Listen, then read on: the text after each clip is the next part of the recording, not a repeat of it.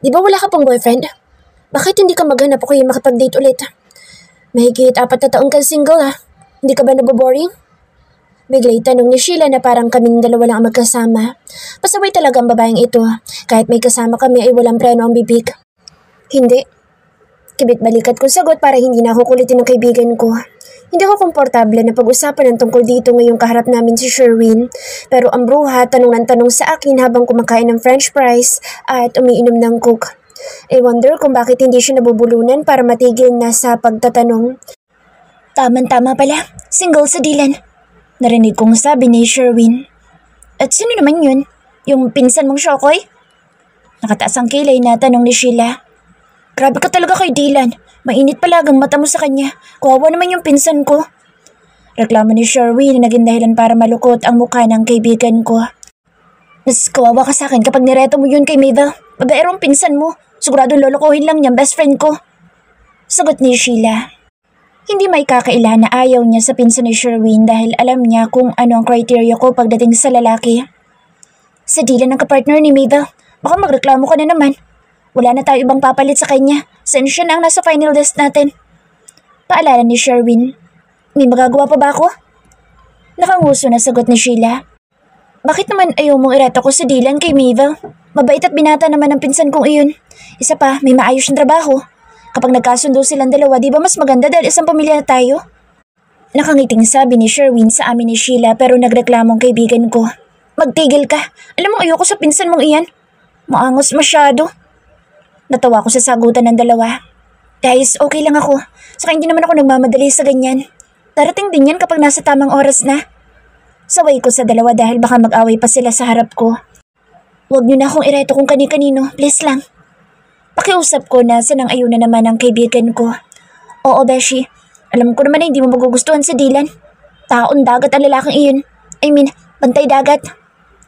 Hindi ko agad nakuha ang ibig sabihin ni Sheila kaya nagtanong ako sa kanya. Anong taon dagat? Nagkatingin na ng dalawa at pagkatapos ay malakas na tumawa si Sherwin. Grabe ka talaga, Sheila. Bakit naman naging taon dagat sa Dylan? Hindi ba pwedeng Marines na lang? Natatawang sabi ni Sherwin pero tinawanan lang siya ng kaibigan ko. Pareho lang yun. Natatawang sagot naman ni Sheila. So anong tawag mo sa akin? Nasa dagat din ang nature ng trabaho ko. Tanong pa ni Sherwin. Pareho lang naman kayong Shokoy. Kasi sa dagat din ang trabaho mo. Di ba ganoon ang seaman? Pilyang sagot ni Sheila at sinundan ng malakas na pagtawa. Sabay-sabay tuloy kaming nagtawanan. Nauwi sa kung saan-saan ang aming naging usapan. Masarap talagang kasama ang mga taong malapit sa puso ko kaya kahit simpleng bagay lang ay masaya ako. Basta Beshi, next month pupunta ka ha? Subukan mo lang talaga na hindi dumalo sa kasal ko, isusumpa kita. Panakot ni Sheila sa akin kaya ngumiti ako at binigyan ko siya ng assurance. Nakahanda ng request letter ko para sa leave application ko, Beshi. Ipapasa ko na ito sa Lunes. Total, alam ko na ang petsa ng kasal mo kaya sigurado ako makakakuha ko ng approval. Ilang araw kukunin mong bakasyon, Beshi? Tanong ni Sheila sa akin. Magpa-file ako ng 7 days leave para ma-explore ko naman ang Cagayan. Masayang sagot ko. Hayaan mo, ipapasyal ka namin doon, Beshi. Masayang sabi ni Sheila kaya napangiti ako pero naalala ko ang sinabing pamahiin ni Mama na bago ikasal ay bawal daw ang gumala-gala sa labas. Naku, Beshi, magtigil ka muna dyan sa binabalak mo. Bawal ang mga ganyan kapag ikakasal. Mas mabuti na sa bahay ka na lang muna. Masama daw kasi ang ganyan, sabi ni Mama. Paalala ko dahil parang walang mga pamahiing sinusunod si Sheila. Ano ka ba naman, Beshi? Wala nang ganyan. Computer age na tayo ngayon, no? Panahon pa yan ni Lola Basyang. Pilyang sagot ni Sheila na tinawanan lang ang sinabi ko. Napaka-pilosopo talaga ng kaibigan kong ito kung minsan. Bahala nga siya. Basta ako sinabi ko na ang alam kong bawal at hindi pwedeng gawin bagong araw ng kasal. Ngayong araw ang alis ko papuntang Cagayan Valley para dumalo sa kasal ng best friend ko. Talagang excited ako kasi it took me more than 5 years para makarating doon at matupad ang plano namin ni Sheila noon. 7:30 ng gabi ang alis ng boss ng sasakyan ko sa Sampaloc kaya umalis ako sa Pasig ng 4:00 ng hapon. Baka kasi matraffic ako dahil sa rush hour at kasabay ito ng uwian ng mga estudyante. Ang sabi ni Sheila ay may terminal ng bus along EDSA at Pasay na papunta sa kanila. Pero dahil hindi ako pamilyar doon, pinili ko sumakay sa bus terminal sa Sampaloc. Nakapunta na ako sa terminal ng Florida nang ihatid ko siya noong sabay kaming umuwi galing Lebanon, pauwi sa aming mga probinsya. 7:00 ng gabi na makarating ako sa bus station. Mahaba na ang pila. Kay laking pasasalamat ko na nakabili na ako ng tiket noong isang araw. Kung hindi, gaya rin sana ako ng mga nadatnan kong pasaherong nasa pila. 5 minuto pa lumipas nang tawagin ng konduktor ang mga pasaherong sasakay sa bus dahil aalis na raw ito. Dahil may upuan na nakalaan sa akin kaya hindi na ako sumabay sa bugso ng mga paakyat na pasahero. Pinalampas ko ang 10 minuto bago nagpasyang tumayo sa aking upuan dito sa waiting area. Umakyat na ako sa bus at hinanap ang aking upuan. Batay sa tiket na hawak ko'y nasa pangatlong hilera ang nakuha kong upuan mula sa driver's side. Pero laking gulat ko nang may nakita ko nakaupo doon na lalaking nakasuot ng itim na sombrero at nakapikit ang mga mata. Nagdadalawang isip akong gisingin ang lalaki nakaupo sa upuan ko pero kailangan ko nang maupo dahil mamaya-maya ay aalis na ang boss. Kinakabahan may nilakasan ko ang loob kong magsalita. "Hi, mister." Mahinang tawag ko sa lalaki. Sa normal na sitwasyon gaya nito ay naiinis na ako dahil relax siyang nakaupo sa upuan ko at walang pakialam na laan iyon sa ibang tao. Pero nang makita kong mukhang pagod na pagod ang lalaki parang may malambot na kamay ang humaplos sa aking puso. Hindi man lang kasi ito kumibo at gumalaw. Kaya bahagyang tinapi ko siya sa balikat. Siguro'y nagulat ang lalaki sa ginawa ko kaya pupungas-pungas na nagtaas ito ng muka at malinaw na nakita ko ang gulat sa kanyang mga mata. "Excuse me." Kinakabahan na sabi ko dahil nakita kong matiim na nakatitig ang lalaki sa akin. "Upuan ko kasi ang inupuan mo." Mahina sabi ko sabay turo ko sa kinuupuan niya. Kunot ang noon ang tumingin ang lalaki sa akin at pagkatapos ay dinukot ang tiket sa bulsa. "Anong seat number mo, miss?" Formal na tanong sa akin ang kaharap ko. Sinagot ko ang tanong niya at pinakita ko sa kanya ang hawak kong tiket. Inabot naman ito na lalaking ginising ko at tinitigan pareho ang dalawang papel. Nanlaki ang mata ko nang mabasa kong 18 ang seat number niya at 17 sa akin kaya narealize ko na mali ang akala kong upuan ko dahil tama naman ang inuupuan niya. Ang naalala ko kasi noong nagbook ako ng ticket ay sinabi ko sa stop ng bus company na nakausap ko na sa tabi ng bintana ang gusto kong upuan na ibigay niya sa akin. Nakakahiya ang ginawa ko. Ginising ko pa ang lalaking kaharap ko para lang paalisin siya sa upuan niya kaya ang awkward tuloy ng pakiramdam ko. Ang inaasahan ko kasi talaga ay sa tabi ng bintana ang upuan ko kaya naguluhan ako nang makita kong may ibang pasahero na ang nakaupo at natutulog pa sa upuan na inaakala kong akin. Tahimik na inabot ng lalaki ang bag sa kanyang paanan at nang makuha ito'y tumayo na siya. Nanliit tuloy ang pakiramdam ko na makita kong matangkad palang estranghero sa akin at sa tingin ko'y hanggang balikat lang yata niya ako sa taas kong 5'2". Napapikit pa ako nung humakbang ang lalaki palabas kaya nagkadikit tuloy ang aming mga katawan nang bigyan niya ako ng daan para makaupo ako sa tabi ng bintana. Hindi rin nakaligtas sa pang-amoy ko ang mabangong amoy na gamit niyang pabango na nanunuot ito sa aking ilong. "Sige, maupo ka na, miss." Maikling sabi na lalaking nakangiti sa akin. Nahihiyang may tumango ako pero hindi ko maiwasang mapakurap nang umiti siya sa akin. Ibang epekto niya sa sistema ko. Nakakakaba at biglang bumilis ang pintig ng aking puso. "Miss?" Untag na lalaki sa akin dahil nakatayo lamang ako. Napatango ako dahil sa totoo lang yun ang nagbalik sa akin sa realidad dahil biglang na-freeze ang utak ko. Ewan ko kung ano nangyari sa akin dahil bigla na lang ako nawala sa sarili at sa harap pa talaga ng lalaking ginising ko kaya dobleng kahihiya ng naramdaman ko. Mabilis akong umupo at nagpasalamat sa lalaking naupo na rin sa katabing upuan ko. Dapat ay laan iyon para sa akin pero para akong batang nang agaw ng upuan sa kaklase ko. Walang nagbukas sa amin ng kahit na anong usapan hanggang sa umandar na ang bus at umalis na sa terminal papuntang Cagayan. Ilang oras nang tumatakbo ang bus na sinasakyan ko pero hanggang ngayon ay awkward pa rin ang pakiramdam ko. Hiyang-hiya ako sa ginawa ko. Mabuti na lang at mabait ang lalaki at pinagbigyan ako. Hindi man lang siya nagtanong o nagreklamo na lumipat ng upuan at pinaupo ako. Pinili ko na lang ang manahimik at hindi ko nagawang magpasalamat at tumingin ng paumanhin sa pagpapaalis ko sa upuan ng katabi ko kanina. Pinigilan ko rin ang sarili kong lumingon sa direksyon niya dahil lalo lamang lumalakas ang kabog sa dibdib ko, dulot marahil ng kahihiyang nararamdaman ko. Tanging ang malamis na musika mula sa stereo ng bus ang narinig ko. Mukhang tulog na ang karamihan sa mga pasahero dahil dim ang ilaw at wala na akong naririnig na nag-iingay. Masarap matulog sa biyahe dahil bukod sa malamig ang aircon, umuulan din sa labas. Malamig ang temperatura dito sa loob ng bus kaya talagang nanginginig ako. Pilitin ko man na makatulog ay hindi ko magawa dahil nilalamig talaga ako kaya inabala ko na lang ang aking sarili at mahinang sumasabay sa nakaplay na love song mula sa stereo ng bus. Palihim ako sumulyap sa lalaking katabi ko. Nang makita ko nakapikit na siya, tinigilan ko na ang pagsabay sa kanta. Feeling ko kasi magigising siya kapag nagpatuloy ako kaya nanahimik ako dahil ayoko namang makastorbo. Tama nang ginising ko siya kanina para lang paalisin sa sarili niyang upuan. Kahit madilim ay hinawi ko ang kortina at tumingin na lang sa dinadaanan ng bus. Hanggang sa napagod ako at nagsawang aking mga mata. Wala din naman akong nakitang kaakit-akit sa mga mata ko. Madilim kasi ang daan na tangi ang mga ilaw na lang sa labas ang nakikita ko. Nagsawa ko sa aking ginagawa. Hinawi ko ang kortina para matakpan ang bintana. Sumandal ang ulo ko sa upuan at sinubukan na makatulog pero tinatalo ko ng malamig na temperatura dito sa loob ng bus. Sanay naman akong bumiyahin na mag-isa pero nakapagtataka na iba ang pakiramdam ko ngayon. Para bang konting galaw ko lang ay magigising ang lalaki sa tabi ko. Ang awkward ng pakiramdam ko habang pinipigilan kong aking paghinga sa takot na baka magising ang lalaking katabi ko.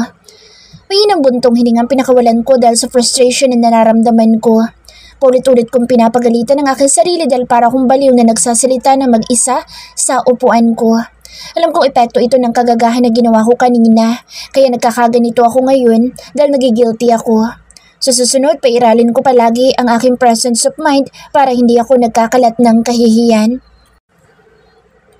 Miss, okay ka lang ba? Hindi ka ba nilalamig?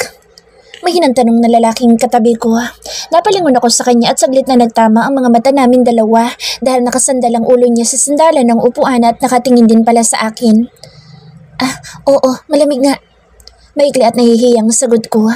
Tumayo ang katabi ko at may ginalaw siya sa itaas ng aming ulunan. Hininaan pala niya ang aircon sa tapat ko kaya kahit papaano ay nabawasan ng panlalamig na nararamdaman ko. How is it? Mahinang tanong ng lalaki na para bang ayaw din niyang makagawa ng ingay dahil tulog na mga kasama namin habang nakatingin sa akin. Much better. Sagot ko at nag-thumbs up din ako at tipid ng umiti sa lalaking kausap ko. Dapat nagsuot ka ng jacket o kaya ng long sleeve na damit. Masyadong manipis na suot mo para sa ganitong temperatura. Siguradong lalamigin ka. Ang haba pa naman ng biyahe natin. Komento na lalaking katabi ko kaya napangiwi ako. Nakalimutan kong ilabas ang inihanda kong jacket. Nasa loob iyon ng malatang dala ko pero hindi ko na makukuha dahil nakalagay ang traveling bag ko sa compartment ng bus. Tanging shoulder bag lang ang dala ko dito sa loob ng bus.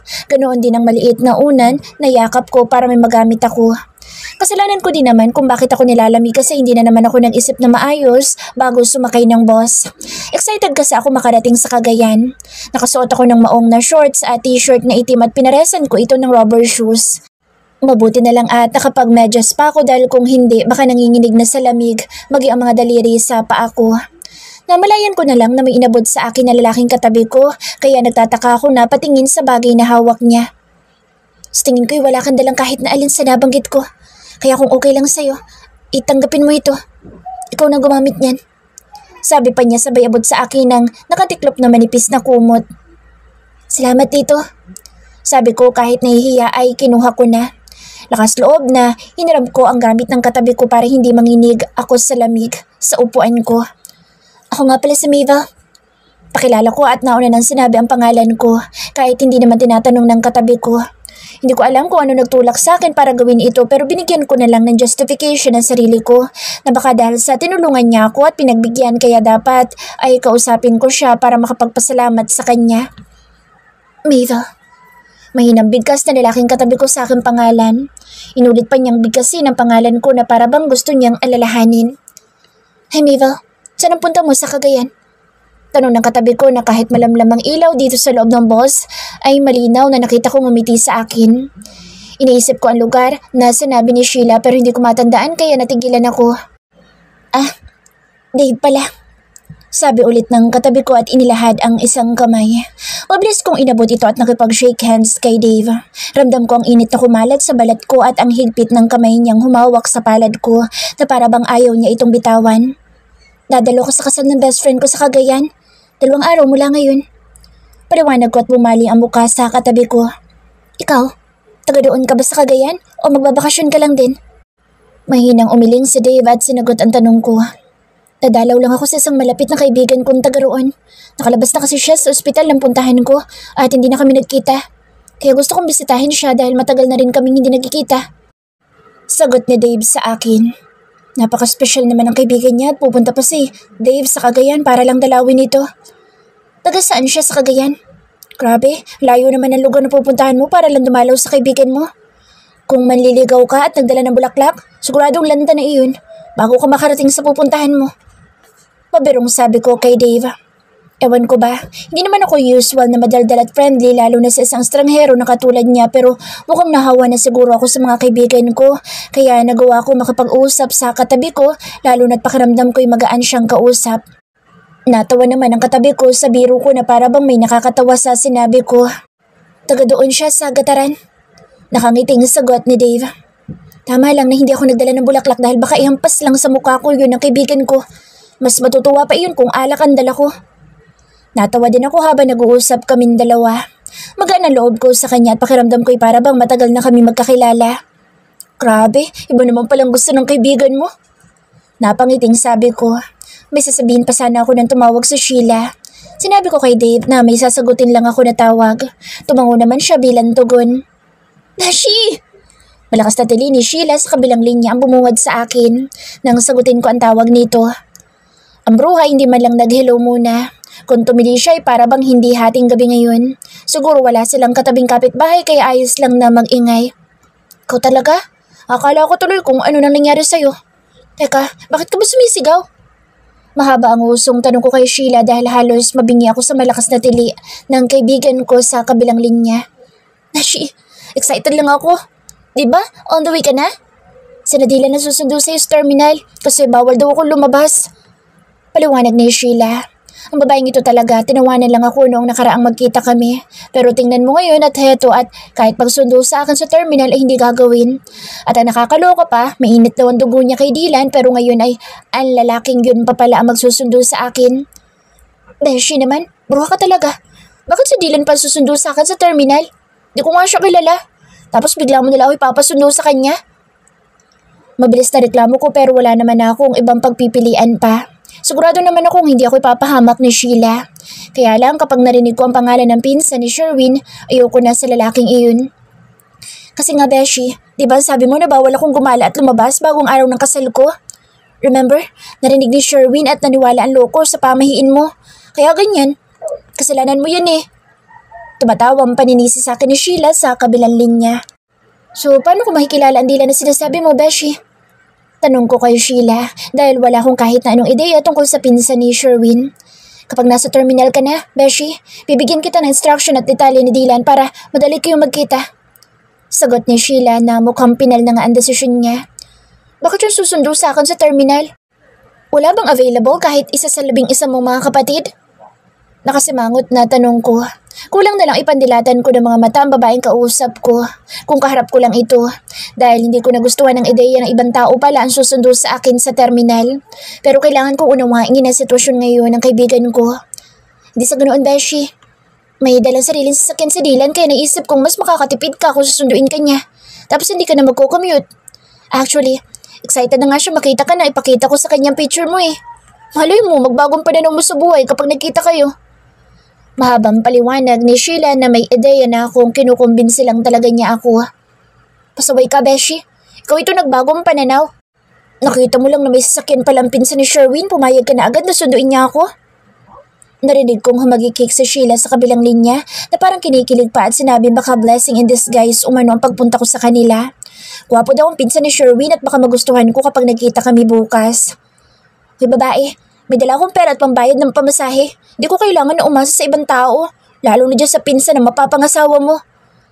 Napairap na sagot ko sa magaling kong kaibigan. Malay mo naman, Beshi, magustuhan mo siya. Kapag hindi kayo nagkasundo ni Dylan, may isa pang gwapo at single na pinsan si Sherwin na tumulong sa amin na magtayo ng tan kanina. Sundalo daw yun, pero promise, hindi ka nalugi. Marami muscles at abs ang isang iyon. Ang bruhang best friend ko, nangaasar pa talaga. Sasabayan pa ng pagkalakas-lakas na tawa. Kung nagkataon na hindi ako sanay sa ugali ng kaibigan ko, siguradong pikon na ako sa kanya sa mga oras na ito. Kasi alam kong inaasar niya ako. Hindi ko magtigil ka, Beshi. Wala akong pakialam kung Marines ang dila na iyan o kung sino mang Herodes na sundalong pinsan ni Sherwin. Ayoko sa mga katulad nila. Hindi na ako uulit na magkaroon ng kaugnayan sa mga lalaking ganyan, no? Kaya huwag ka na maging matchmaker kasi alam mong no ang sagot ko. Sa haba ng sinabi ko kay Sheila, sinagot lang ako ng ako raw ang bahala. Pero kapag nagbagong isip ko, available pa raw mga gwapong pinsan ni Sherwin. Naisip ko tuloy ko bakit biglang bumait sa Sheila doon sa Marines na si Dylan. Hindi kaya nasuhulan na naman ang kaibigan ko kaya ipinagkakanulo ako. Pasaway talaga ang babaeng iyon pero kahit na anong mangyari, wala akong balak na patulan ng mga pinsan ni Sherwin kahit gwapo pa sila. Natuto na ako.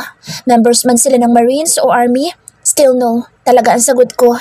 At seryoso ako doon dahil ayoko magkaroon ulit ng kahit na anong kaugnayan sa mga lalaking gaya nila at alam iyon ng best friend ko. Dave's personal voice. Matapos kong puntahan ng kaibigan ko sa military hospital dito sa Fort Bonifacio, nag-report ako sa main headquarters namin para sa release order ng vacation request ko na pinapirmahan ko kay Major Garcia. Huminga ako ng 1 linggong bakasyon para na rin makapagpahinga bago magsimula sa bagong area na lilipatan ko. Nag-iisa lang ang pamilya na meron ako at siya ay ang baby sister ko na si Margaret.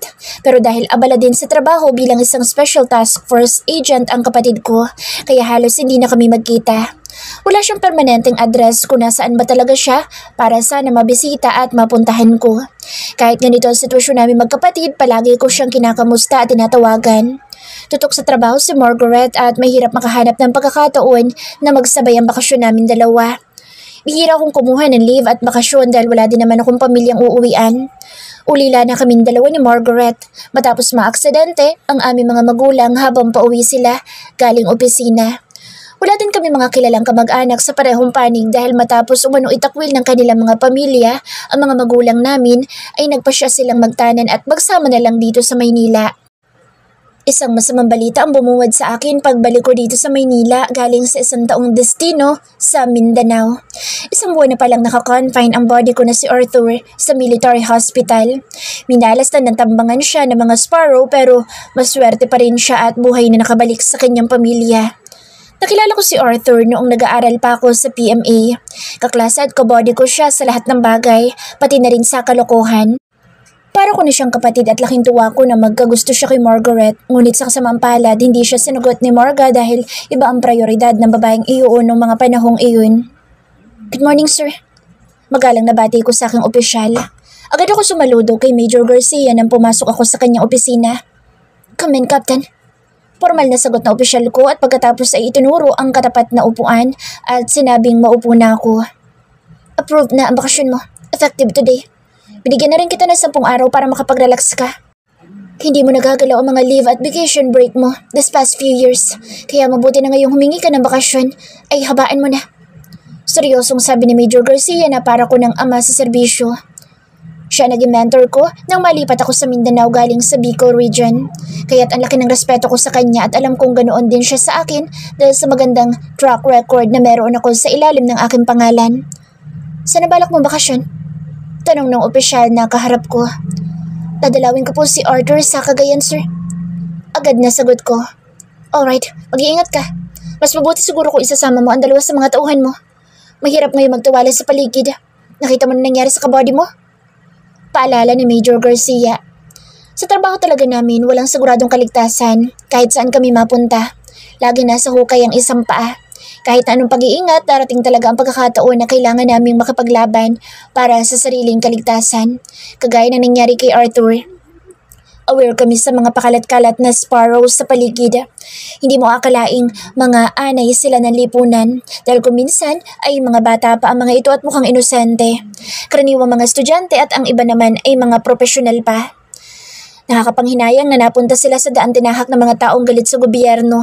Pero hindi kami nawawalan ng pag-asa na darating ang araw na magbabago din ang kanilang paniniwala. Maaaring sa ngayon ay iyon ang paniniwala nila.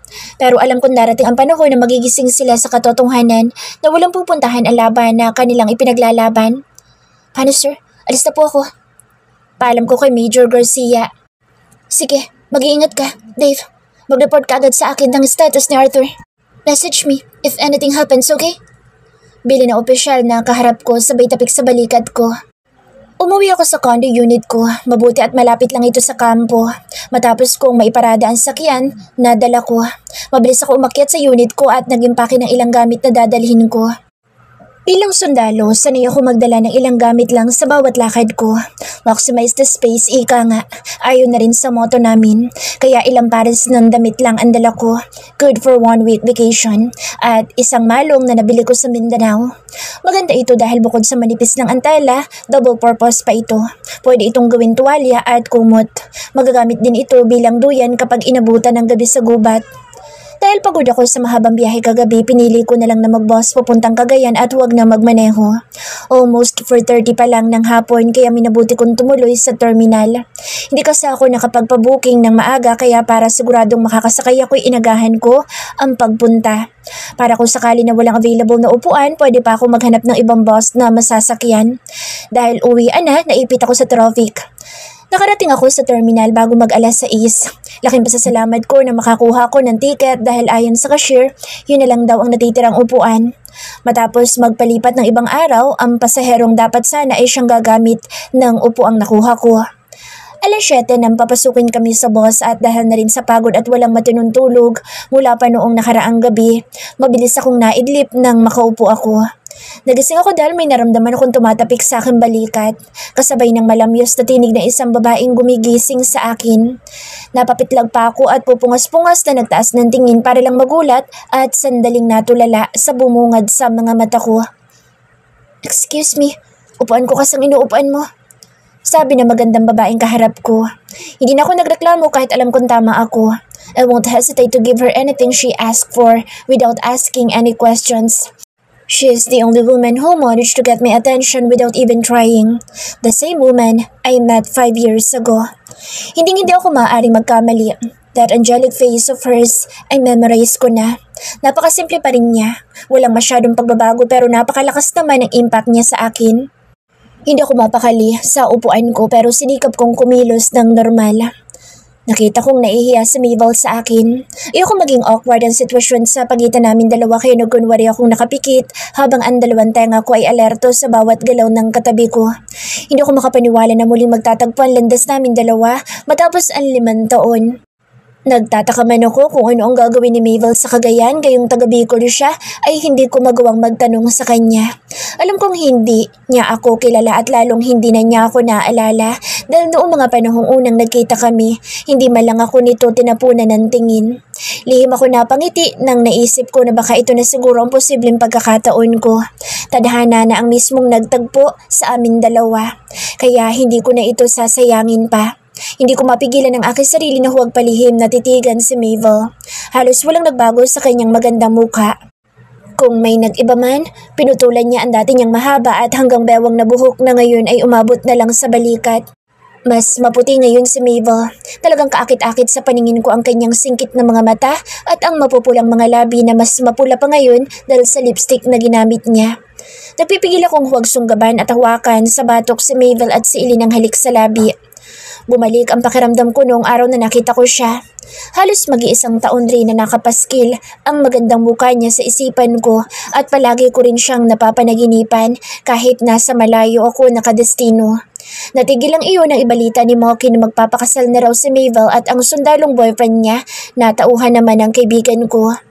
Noon labis ang panghihinayang ko dahil huli ko nang nakilala si Mabel at may nagmamay-ari na sa kanya. Maraming pagkakataon na tinatanong ko sa sarili ko kung bakit ako at paano ko nagkagusto sa isang babaeng wala man lang ideya sa existence ko, habang para akong baliw na lihim na nagmamahal sa kanya. Nang panahon na iyon, alam ko sa sarili ko na wala na akong pag-asa sa kanya. Mukhang ang sundalong asawa niya ang pupuntahan ni Mabel sa Cagayan dahil marahil ay doon ito nakadestino. Hindi ako nakatiis na huwag siyang kausapin lalo na't nakita kong nanginginig siya at nilalamig.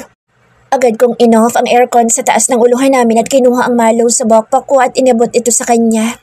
Mabuti na lang at kinuha din agad ni Mabel at pagkatapos ay mabilis na binalot sa kanyang katawan. Ewan ko kung bakit sa ganitong simpleng bagay lang ay ang sarap sa pakiramdam na makitang ginagamit niya ang bagay na pag-aari ko.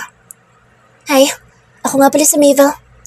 Napatingin ako sa nakalahad niyang palad sa harap ko. Inabot ko agad ito at ewan ko kung anong pumasok sa isip ko at pinisil ko ang palad ng babaeng lihim kong minahal. Para akong hinihigop ng malakas na presensya ni Mabel. Hindi ko makontrol kung paano kikilos ng tama sa harap niya. Never in my wildest dreams na darating ang panahong ito na makahawakan ko siya at personal na makakausap. Noon hindi ko na mabilang kung ilang gabi akong napuyat sa pag-iisip sa kanya at paulit-ulit na tinatanong ang sarili ko kung bakit nagkagusto ako sa babaeng hindi man lang niya alam kahit pangalan ko. Pakiramdam ko noon antang ako. Maraming pumasok sa isip ko para muling mag-cruise ang landas namin dalawa pero hindi ko ito ginawa. Ayoko maging dahilan ng gagawin ko ng kaguluhan at pagkasira ng relasyon nila ng kanyang boyfriend. Kaya nga nang malaman ko ikakasal na sila pinilit kong kalimutan na lang si Mabel. Nagkaroon ako ng 2 girlfriend pagkatapos noon pero dahil na rin sa trabaho ko, parehong nauwi sa hiwalayan. Mabuti na lang talaga at hindi ako nag-drive ngayon papuntang Cagayan. Kaya heto, katabi ko siya. Kung nagkataon na hindi ako pagod at puyat, siguradong hindi na naman sana magtatagpo ang landas namin dalawa. Pumikit ako para bigyan ng privacy ang katabi ko nang makitang may tumawag sa kanya. Pero lihim ako nakikinig sa kanilang pag-uusap. Kahit mahina ang boses niya, naririnig ko ang usapan ni Mabel at ng kanyang kaibigan. Nakakainit ng ulo kung sino man ang kausap ni Mabel at mas lalong nagngingit-ngit ang kalooban ko nang marinig na ipasusundo na lang pala siya sa kung sinong lalaki at irereto pa kung kaninong Herodes na sundalo ring kagaya ko. Kahit na inis ako habang nakikinig, may bahagi ng puso ko ang lihim na natutuwa. Ibig sabihin lang nito ay dalaga pa si Mabel. Mas natuwa ako nang marinig kong wala siyang boyfriend gayon. Pero saglit lang ang sayang naramdaman ko nang marinig ko ang huling sinabi ng katabi ko na ayaw na niyang magkaroon ng kahit na anong koneksyon sa mga lalaking nasa serbisyo, lalo na sa sundalong kagaya ko. Ramdam ko ang gumuhit na sakit sa aking dibdib matapos kong marinig ang sinabi ni Mabel. Maaaring hindi maganda ang kanyang naging karanasan sa sundalong naging karelasyon niya noon, kaya nagkaroon siya ng ganitong pananaw.